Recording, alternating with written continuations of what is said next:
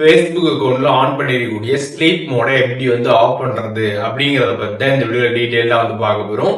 Video ஃபுல்லா பாத்தீங்கன்னா எப்படி ஆஃப் பண்றது அப்படிங்கிற டீடைல்ஸ் தெரிஞ்சுக்கலாம். வீடியோக்குள்ள போலாம். Facebook ஆப் ஓபன் பண்ணிடுங்க. ஓபன் பண்ணிட்டு சைட்ல 3 லைன்ஸ் பட்டன் கொடுத்துருப்பாங்க. அதை கிளிக் பண்ணிடுங்க. அதை கிளிக் பண்ணிட்டு கீழே ஸ்க்ரால் பண்ணீங்க அப்படின்னா செட்டிங்ஸ் அண்ட் பிரைவசி அப்படின்ற ஒரு ஆப்ஷன் இருக்கும். அந்த ஆப்ஷன் கிளிக் பண்ணதுமே செட்டிங்ஸ் ஆப்ஷன் இருக்கும். அதை கிளிக் பண்ணிடுங்க. அதை கிளிக் பண்ணதுமே பாத்தீங்கன்னா இங்க settings and privacy page open ஆயிடும். இதுல கீழே ஸ்க்ரால் பண்ணிவாங்க. அதில் பார்த்தீங்கன்னா டைம் மேனேஜ்மெண்ட் அப்படின்ற ஒரு ஆப்ஷன் இருக்கும். அதை கிளிக் பண்ணிடுங்க. அதை கிளிக் பண்ணதுமே ஸ்லீப் மோட் அப்படின்றது இருக்கும். அதை கிளிக் பண்ணிடுங்க.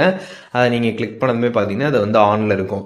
இப்போது இது ஆனில் இருக்கிறப்ப என்ன ஆகும் அப்படின்னு பார்த்தீங்கன்னா உங்களோட ஃபேஸ்புக்லேருந்து வரக்கூடிய இந்த நோட்டிஃபிகேஷன்ஸ் எல்லாமே பார்த்தீங்கன்னா மியூட் ஆகிடும். நீங்கள் எந்த டேட் அண்ட் டைம் பீரியடில் இந்த ஸ்லீப் மோடை செட் பண்ணியிருந்தீங்களோ அந்த டைம் பீரியடில் கரெக்டாக பார்த்தீங்கன்னா உங்களுக்கு அந்த நோட்டிஃபிகேஷன் எல்லாமே மியூட் ஆகிடும்.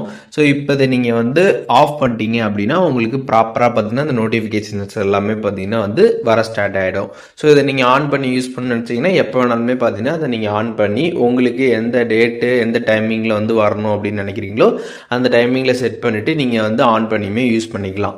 ஸோ இப்போது எப்படி இந்த ஃபேஸ்புக் அக்கௌண்ட்டில் இருக்கக்கூடிய ஸ்லீப் மோடை நம்ம ஆஃப் பண்ணுறது அப்படிங்கிற டீட்டெயில்ஸ் தெரிஞ்சிருப்பீங்க. இதில் எதுவும் டவுட் இருந்துச்சுன்னா கண்டிப்பாக கமெண்ட்ஸில் மென்ஷன் பண்ணுங்கள். நான் எல்லாருக்குமே ரிப்ளை பண்ணுறேன்.